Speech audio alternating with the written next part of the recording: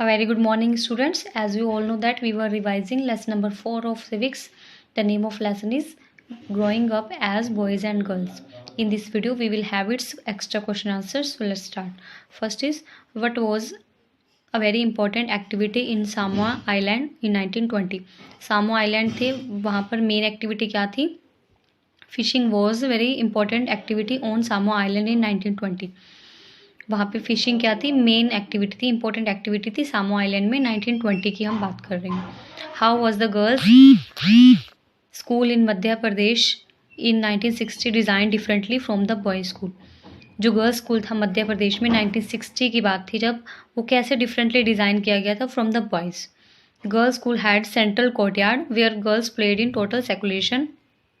Girls school का एक girls school के अंदर एक सेंट्रल कोर्टयार्ड था, बीच में एक मतलब कोर्टयार्ड ग्राउंड जैसा कुछ बना हुआ था जहाँ पे गर्ल्स क्या प्ले करती थी. एक बिल्कुल सेकुलेशन होता है, बिल्कुल आइसोलेशन में कह लीजिए, बिल्कुल अकेलेपन में, मतलब प्राइवेसी में वहाँ प्ले करती थी. And safety from outside world, और वहाँ पे क्या होता था कोर्टयार्ड के अंदर, वो आउटसाइड वर्ल्ड से बिल्कुल अलग होती थी, वहाँ पे पूरी सेफ होती थी वो. The boys school had no such courtyard, और बॉयज़ का जो स्कूल था वहाँ पे ऐसा कोई भी कोर्टयार्ड नहीं था जहाँ पे वो सेफली प्ले कर पाए. Next question is, as these girls walk on the streets they looked so purposeful. what does the word purposeful refer to?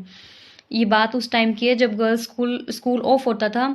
तो as these girls walk to street, जैसे वो गर्ल्स सड़क पे आती थी या स्ट्रीट गली में आती थी, दे लुक्ड सो पर्पसफुल, वो बहुत पर्पसफुल दिखती थी. पर्पसफुल मतलब उनका कोई पर्पस होता था वहाँ से जाने का. पर्पसफुल क्या रेफर करता है? Their only intention was to get home safe and as soon as possible. Purpose उनका क्या था कि उनका एक ही इंटेंशन होता था, भी हम जल्दी से सेफली घर पहुंच जाएं, जितना जल्दी हो सके, as soon as possible. Why do we give boys and girls different toys to play with? हम जो गर्ल्स और बॉयज़ को अलग अलग टॉयज़ क्यों देते हैं खेलने के लिए? मीन्स गर्ल्स को अलग टॉयज़ देते हैं, बॉयज़ को अलग. Why? We want to tell them that they will have different futures when they become man and women. हम उनको ये बताना चाहते हैं अलग अलग टॉयज़ दे के भी, जब वो फ्यूचर में जाएंगे या बड़े हो जाएंगे तो उनको क्या करना है, मतलब जब वो बड़े हो जाएंगे तो उनका क्या डिफरेंट फ्यूचर है, मतलब दोनों का सिमिलर करियर नहीं होगा, सिमिलर लाइफ नहीं होगी, उनके फ्यूचर्स जो हैं वो अलग अलग होंगे. जब वो मैन बन जाएंगे, और जब बॉयज़ हैं वो मैन बन जाएंगे, गर्ल्स हैं जो वुमेन बन जाएंगी, तो उनका फ्यूचर क्या बिल्कुल डिफरेंट है.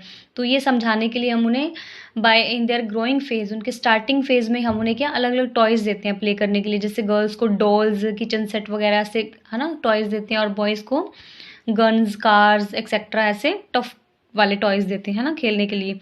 Next is, what do we teach boys and girls in their early childhood? हम अर्ली चाइल्डहुड में उन्हें क्या सिखाते हैं?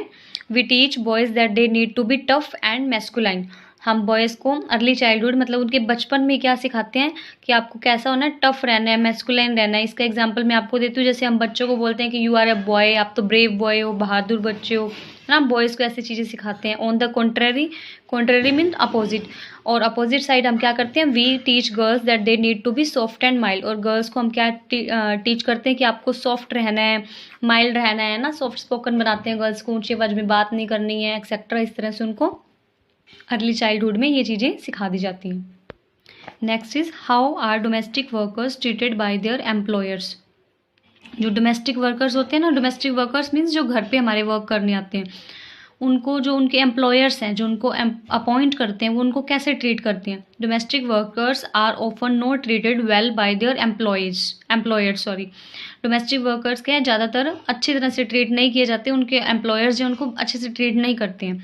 Despite the hard work they do, the employers often do not show them much respect. हालांकि वो इतना हार्ड वर्क करने के बावजूद भी वो उनके जो एम्प्लॉयर्स हैं उनको रिस्पेक्ट नहीं देते हैं, रिस्पेक्ट शो नहीं करते हैं ना, डिसरिस्पेक्ट करते हैं, डांटते हैं छोटी सी गलती पे, और मतलब बैड ट्रीट करते हैं. इस तरह से ये बताया भी डोमेस्टिक वर्कर्स को उनके एम्प्लॉयर्स कैसे ट्रीट करते हैं. Next is, what do you mean by the term double burden? अब डबल बर्डन वर्ड से क्या समझते हैं? Several women today work both inside और आउटसाइड द होम.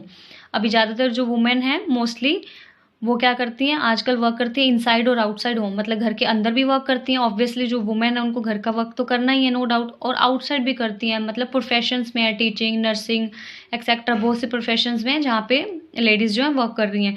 तो ये दोनों जगह पे वर्क करती हैं। घर का तो नेचुरली हमने पता है, हमने ऐसा अज्यूम कर रखा है भी लेडीज़ ही करेंगी घर का काम, प्लस वो आउटसाइड भी ड्यूटी करती हैं।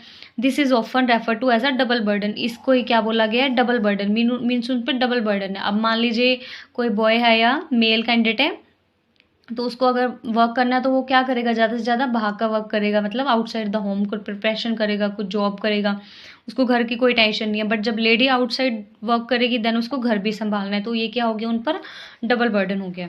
Next question is what did boys do every evening once the school was over. आपने चैप्टर पढ़ा है, जब एवरी इवनिंग जब उनका स्कूल ओवर हो जाता था तो बॉयज़ क्या करते थे। Every evening once the school was over boys watched as 100 of school girls crowded the narrow streets. वो देखते थे भी बहुत सी 100 ऑफ गर्ल्स, सैकड़ों की संख्या में जो गर्ल्स हैं नैरो सी स्ट्रीट्स पे आ जाती थी। The girls walked on the street in groups and their only intention was to get straight home. जो गर्ल्स है वो कैसे वॉक करती थी, स्ट्रीट में ग्रुप में इकट्ठी होकर के जाती थी, और उनका मेन इंटेंशन क्या था, क्या पर्पस होता था कि स्ट्रेट होम, वो सीधा घर पर पहुंच जाएं। ऑन द कॉन्ट्रेरी, अपोजिट उसके, boys use to street as a place to stand around idli.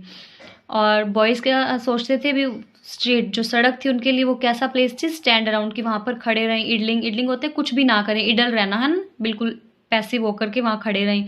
To play, खेलने की जगह थी। To try out tricks with their bicycles, अपनी बाइसिकल से ट्रिक करना, ये सारे क्या करते थे वहाँ पे जब स्कूल ओवर होता था उन स्ट्रीट्स पे खड़े होकर ये सब करते थे। They never reached home in time, वो कभी भी घर पे टाइम पे नहीं पहुँचते थे।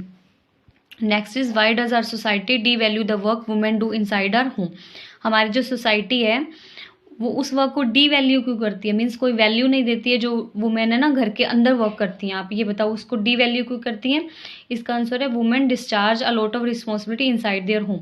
वुमेन क्या है, बहुत सी रिस्पॉन्सिबिलिटी पे करती हैं अपने घर के अंदर।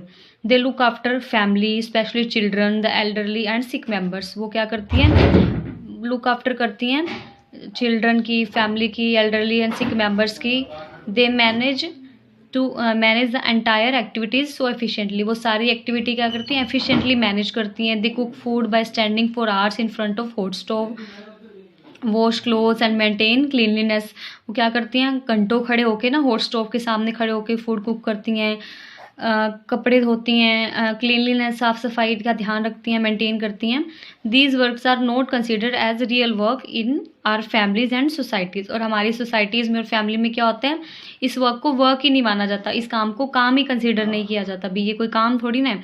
The work that women do within home is not a recognise as work, उसको वर्क नहीं रिकोगनाइज किया जाता। It is assume that this is something that comes naturally to women, और ऐसा अज्यूम कर लिया जाता है, ऐसा मान लिया जाता है भी ये क्या है, ये तो नेचुरली है जो वुमेन को करना ही है, ये कोई काम थोड़ी ना है। Due to this fact it does not have to be paid for, इसी वजह से इसके लिए कोई पेमेंट नहीं होती। लेडी जो है 365 डेज पूरा ईयर काम करती है, कोई हॉलीडेज नहीं, कोई संडे नहीं, कोई वेकेशन नहीं, कुछ नहीं, फिर भी उसको कोई पे नहीं किया जाता, ये सिर्फ उसकी नेचुरली ड्यूटी मानी जाती है भी इसी को ही करना है। Are society D value such work, और हमारी सोसाइटी उस वर्क को डी वैल्यू करती है जिसके लिए कोई पेमेंट ना हो, मीन्स उनको कोई पेमेंट नहीं मिलती तो इट मीन्स कोई वर्क नहीं है।